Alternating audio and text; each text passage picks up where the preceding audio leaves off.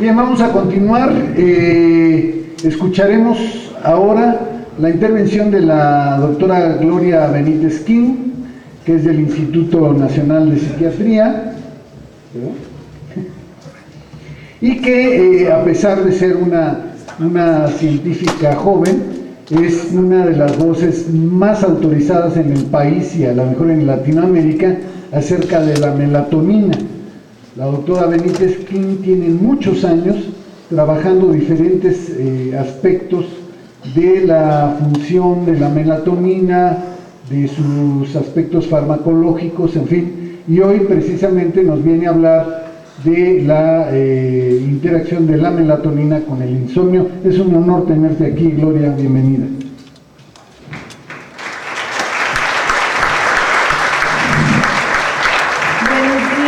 Antes que nada quiero agradecer al doctor Prospero su amable invitación para estar con ustedes y también al doctor Velázquez. Bueno, yo les voy a platicar en realidad sobre la evidencia científica que hay sobre el uso de la melatonina en el sueño. Y en realidad esta hormona que ahora se sabe que actúa como vitamina, como un factor tisular y como un autacoide y un paracoide, fue aislada por Lerner en 1958. Y algo que llama la atención es que uno de los primeros efectos que se empezó a describir de la melatonina fue precisamente sobre el sueño. Aunque en esos años, en los 60, prácticamente lo que se había descrito eran estudios empíricos.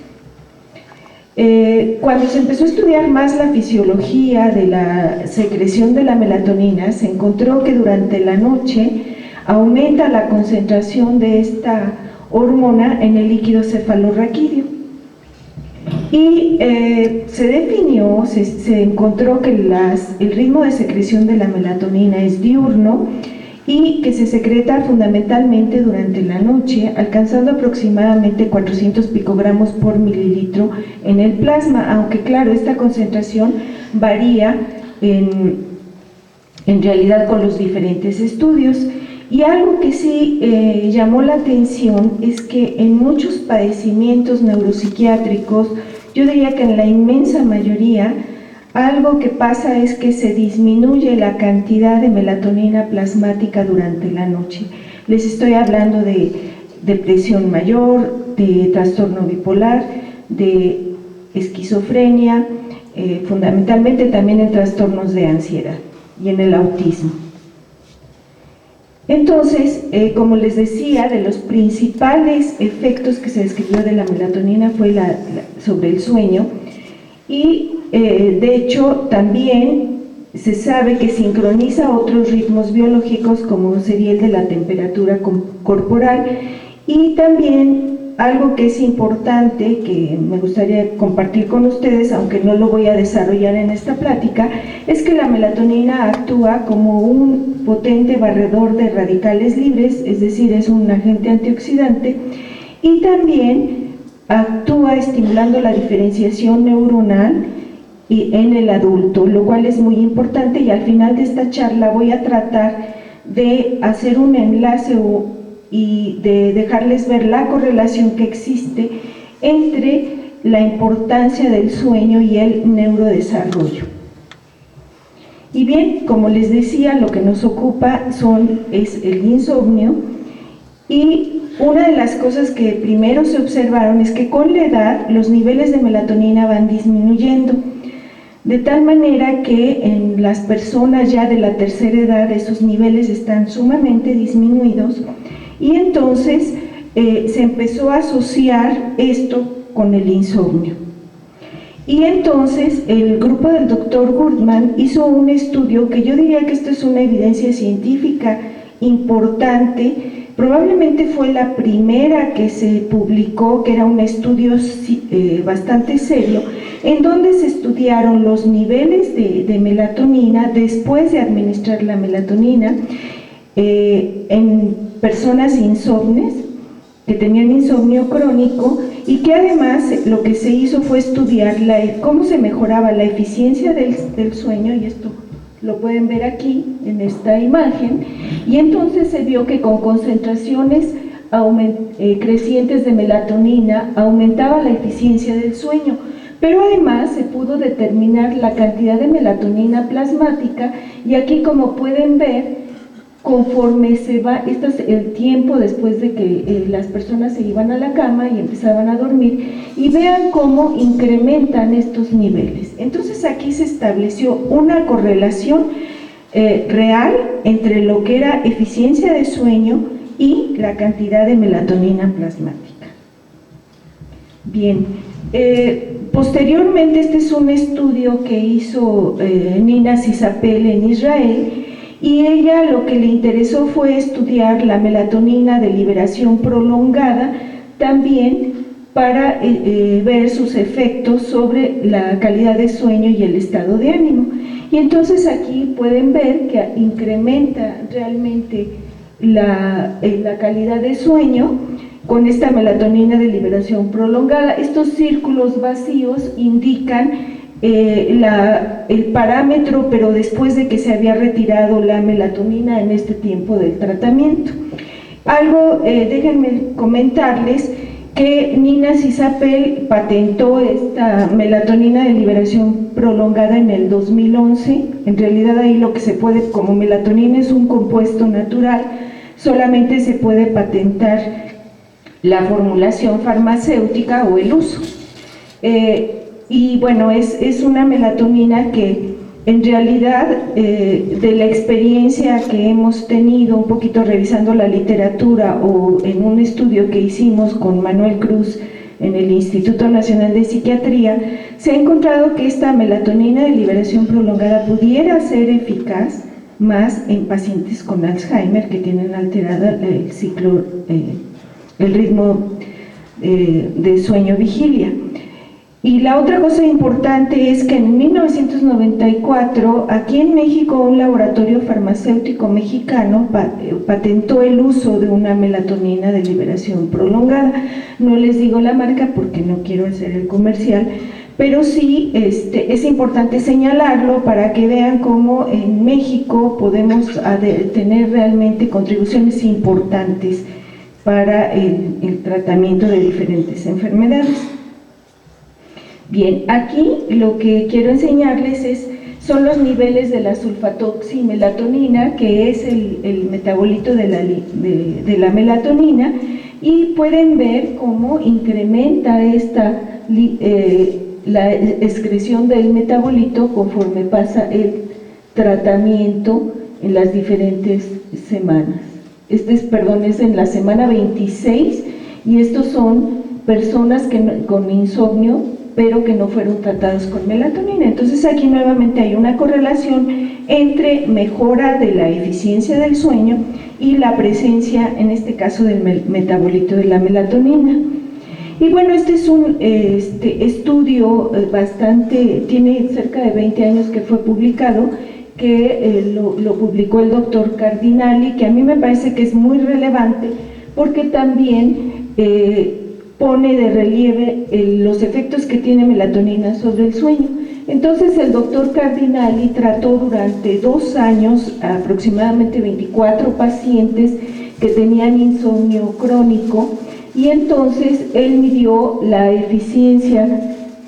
los tiempos del sueño REM, la etapa 1 del sueño, la etapa 2, o bien la latencia del sueño. Y entonces en rojo fue un estudio en donde la primera noche detectaron la línea basal, y después en este número de noches administraron melatonina, y aquí pueden ver en verde la última barra cuando retiraron la melatonina. Y entonces lo que pueden ver es que aumenta la duración del REM y también la duración de la etapa 2 del sueño. Y en los pacientes con Alzheimer encontró algo que es sumamente interesante. Por un lado, encontró que mejoraba, que más bien detenía la progresión del deterioro cognitivo, y por otro lado también aumentaba la calidad del sueño, como lo pueden ver aquí. Recientemente, como les comentaba, Manuel Cruz en el instituto, él administró melatonina a 8 pacientes con diagnóstico de Alzheimer y también a 8 controles pareados por género y por edad, y lo que encontró es que también la melatonina lo que hace es disminuir la latencia del sueño delta. Entonces, bueno, esto lo que nos dice es que realmente hay un sustento científico para demostrar la utilidad de melatonina en el tratamiento del insomnio crónico. Pero otra utilidad que tiene es en el jet lag. Ustedes saben que cuando pasamos varios usos horarios en un tiempo muy reducido, es decir, cuando viajamos, por ejemplo, de México a Inglaterra, súbitamente cambiamos del horario, y lo que pasa es que hay una desincronización entre el ritmo de secreción, la cantidad de melatonina circulante y la cantidad de luz que tenemos en el medio ambiente. Y lo que se ha demostrado es que la melatonina es un excelente cronobiótico porque puede sincronizar realmente la cantidad de melatonina con la cantidad de luz en el medio ambiente. Y este es un estudio que fue publicado en el 2009, en donde lo que pueden ver es los triángulos negros, es la hora de dormir, la hora de ir a la cama. Aquí en M es cuando administran melatonina y aquí cuando se expone a la luz del sol o bien a una luz en una caja brillante. Entonces, aquí para una persona que va a viajar de San Francisco a Pekín, lo que vieron estos investigadores es que si la persona se exponía a una caja de luz o se exponía a la luz, se podía ir corriendo en realidad la hora en que esta persona se iba a dormir. Y aquí también ven que cuando se administra melatonina a estas horas del día y por otro lado se expone a la luz, se ve que hay un corrimiento en ese hábito de ir a dormir. De tal manera que ahora otra utilidad que tiene la melatonina es precisamente en sincronizar justo cuando uno viaja para evitar esa fatiga crónica. A veces puede haber algo de trastornos gastrointestinales, dolor de cabeza, mareo, etc.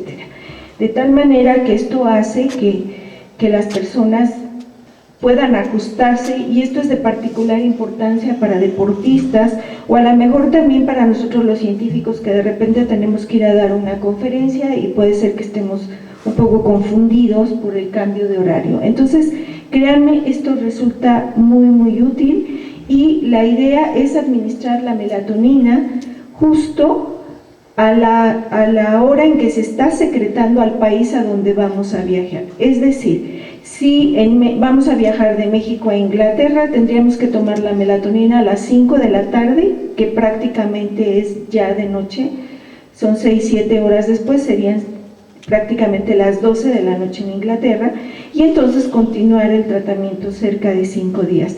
Esto que les estoy diciendo no es trivial, no es nada más para quitar el malestar de momento, ya que se ha demostrado que las personas que están continuamente cambiando de horario, como los pilotos o la tripulación de un avión, o también los trabajadores nocturnos, tienen una mayor propensión a tener cáncer de mama en las mujeres y de próstata en los varones, de tal manera que es muy importante el tener esto en cuenta. Bueno, esta es mi caricatura favorita de la melatonina, ya que es el mensajero de la oscuridad. Como les decía, es un potente barredor de radicales libres. Vean aquí a la brujita, está barriendo, está señalizando que es de noche, ella viaja en la noche. Y otra de las características que realmente una de las propiedades muy importantes de la melatonina que hemos encontrado es que es un modulador de la organización del citoesqueleto, y entonces el citoesqueleto es muy importante para que se diferencien las neuronas. En este proceso, en realidad, se forman conos de crecimiento que los pueden ver aquí, los marcamos con faloidina rodaminada. Se forman las neuritas, que son estas prolongaciones muy largas, y que eventualmente van a dar lugar a axones y a dendritas maduras, y a través del cual se van a establecer las conexiones sinápticas. Esto, lo que se ha visto, en realidad he visto algunos trabajos en donde parecería que la falta de sueño está relacionado con una disminución en la cantidad de las dendritas. Si hay una disminución de la cantidad de las dendritas, quiere decir que entonces hay una disminución en la capacidad de formar sinapsis. Y entonces aquí pueden ver una neurona cortical, y aquí está la amplificación de las dendritas. Este sería en ratas control, y estas son ratas que las dejaron 5 días en una rueda girando. Ellos les llaman ratas fatigadas, pero obviamente aparte de que están fatigadas, pues no han dormido. Y lo que pasa cuando se hace un corte histológico de estas neuronas, lo que se encuentra, aquí ven como tachones, son dendritas, y estas ratitas fatigadas, vean, prácticamente desaparecen o disminuyen de manera muy importante las dendritas. Esto mismo se ha visto que pasa, por ejemplo, en pacientes con esquizofrenia en la región del hipocampo, que hay una disminución de dendritas. Y bueno, en un modelo animal como es el pez cebra, también se ha visto que se pierde. Es un animalito en donde se pueden medir la conducta de sueño, y entonces también se ha visto que está determinado por tiene un ritmo de sueño. Y también lo que se ha visto es que justo en diferentes etapas del sueño se puede regular la plasticidad sináptica. Y entonces lo que nosotros nos hemos interesado mucho en el laboratorio es en estudiar cuál es el efecto que tiene la melatonina sobre formación de axones y sobre precisamente la sinapsis. Y aquí lo que pueden ver es cómo, incrementa formación de los axones. Esta es una dosis respuesta, y aquí pueden ver estas ramificaciones que son axones. También aumenta la formación de dendritas en cultivos organotípicos del hipocampo, lo cual es muy importante porque en esa estructura se procesa la cognición, y también la formación de sinapsis. Vean, aquí se ve una curva dosis-respuesta en donde con concentraciones crecientes de melatonina aumenta la formación de la sinapsis, y aquí con las flechitas se pueden ver los marcadores de la sinapsis, que no voy a entrar en detalles en este momento. En conclusión, tenemos evidencia científica que sustenta el uso de la melatonina en el tratamiento del insomnio crónico, en el tratamiento del jet lag, y recientemente creo que cada vez es más la evidencia que indica que la falta de sueño puede llevar a una inhibición en la diferenciación neuronal, y eso lleva también a trastornos en la cognición. Y lo que estamos viendo es que melatonina puede restablecer o puede inducir esa formación de sinapsis. Muchas gracias.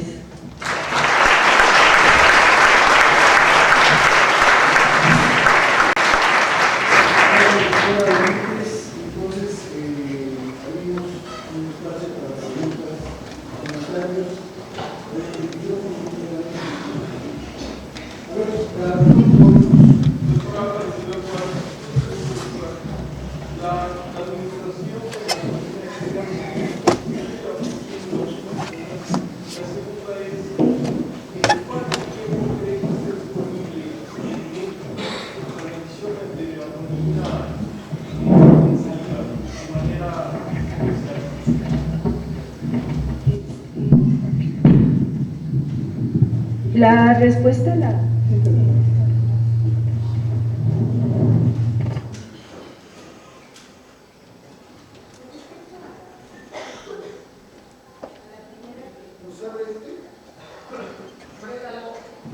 La administración de melatonina exógena no suprime la endógena, en realidad se van a sumar y justo por esta característica es posible adelantar la fase o retrasar la fase de sueño con administración de melatonina exógena.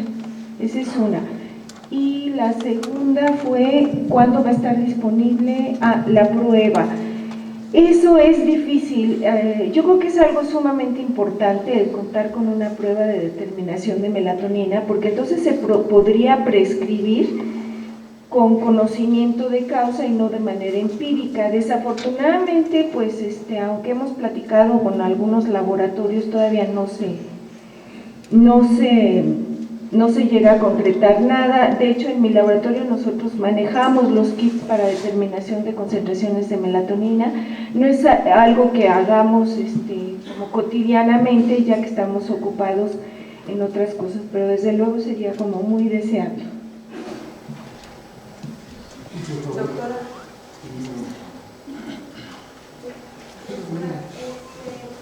En el caso de los adolescentes, es una población que tiende más a retrasar su horario de sueño.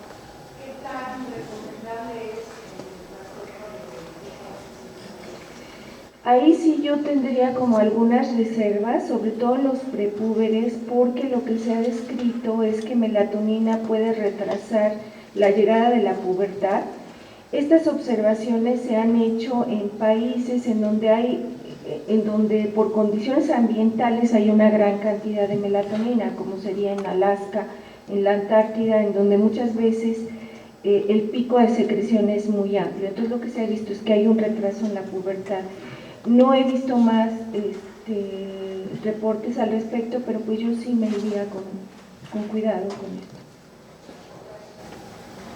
Por favor.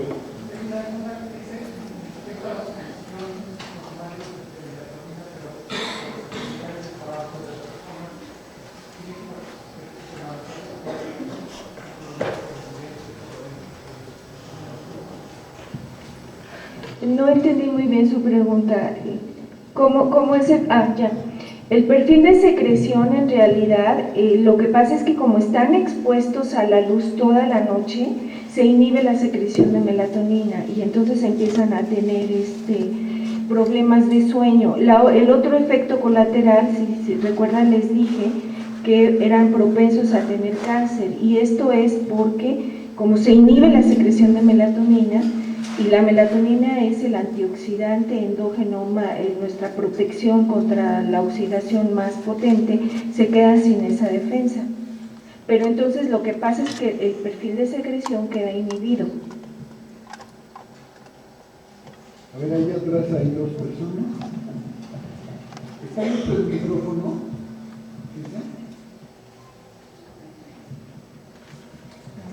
Bueno, respecto a la actividad antioxidante, por lo menos más de un metabolito de la melatonina es también un potente antioxidante. ¿Se han probado actividad biológica respecto a la inducción del sueño de algún metabolito? ¿Y cuál sería otra estructura importante aparte de la de melatonina?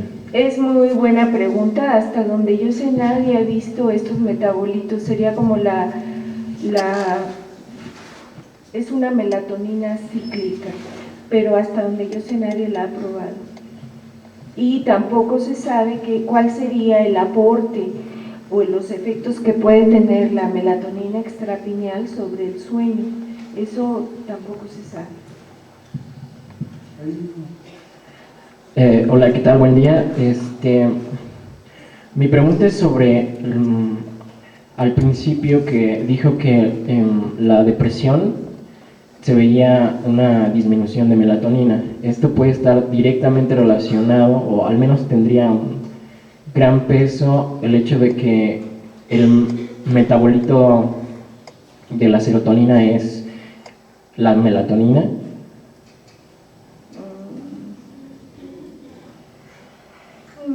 No creo. Yo creo que puede ser que el sistema noradrenérgico esté inhibido, pero para poder afirmar lo que tú dices habría que ver si la cantidad de serotonina que llega a la glándula pineal es menor y que por esa razón haya menos melatonina. Aparentemente no es esa la causa, ya que se ha tratado como de incrementar los niveles de melatonina con la dieta y no hay como muy buenos resultados.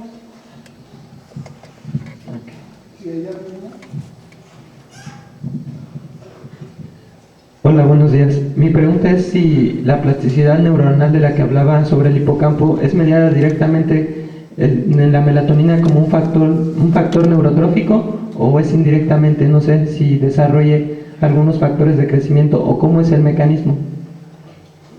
Una pregunta muy interesante. Por un lado, se ha visto que la melatonina induce la liberación de BDNF, ese es uno. Por otro, les decía yo que es un modulador del citoesqueleto, y lo que se ha visto es que se modula porque tiene un efecto antagonista de calmodulina y se incrementa polimerización de microtúbulos que son esenciales para que se alarguen tanto las neuritas como los axones.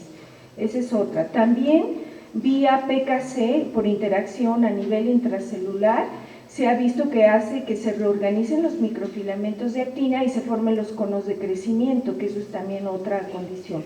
Pero recientemente lo que estamos ahorita analizando es cuál es el mecanismo de acción para que se formen los axones, y los datos preliminares indican que se requiere de la estimulación de los receptores MT1 para que se formen, y vía abajo lo que ocurre es que hay una inhibición de la glicógeno-sintasa 3 beta para que se alarguen los axones. Entonces, en resumen, ese sería el mecanismo.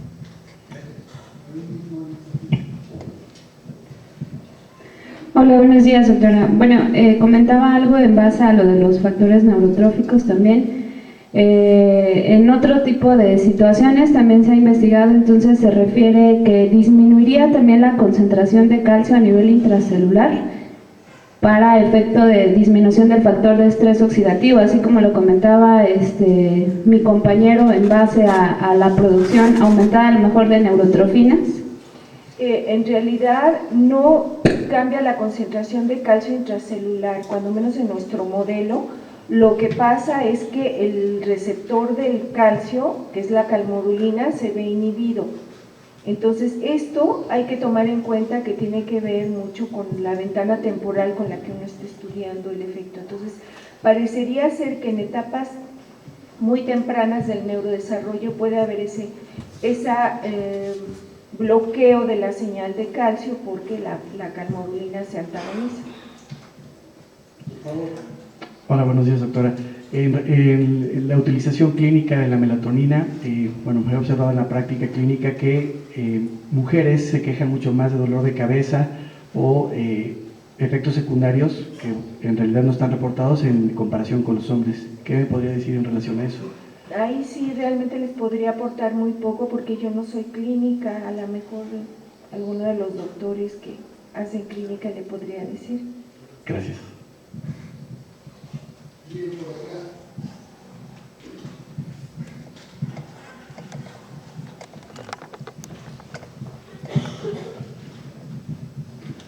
Ya que gran parte del insomnio está unido a otras morbilidades, por ejemplo ansiedad, depresión, muchos psiquiatras o en general médicos manejan las benzodiazepinas porque finalmente es lo que más controla al paciente, ¿no?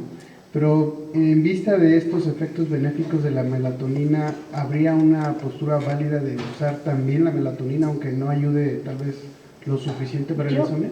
Yo creo que ya tenemos suficiente evidencia científica como para tomar la postura de usar melatonina, y de hecho melatonina tiene un efecto ligeramente ansiolítico, y Nina Sisapel en Israel, ella publicó un artículo en donde lo que vio es que se podía reducir la cantidad de benzodiazepinas y retirarla apoyándose con el uso de melatonina, con un menor sufrimiento del paciente. Entonces yo creo que sí ya contamos con una evidencia fuerte como para decir si es útil. Muy bien, le agradecemos mucho a la doctora Benítez Quín su presentación aquí.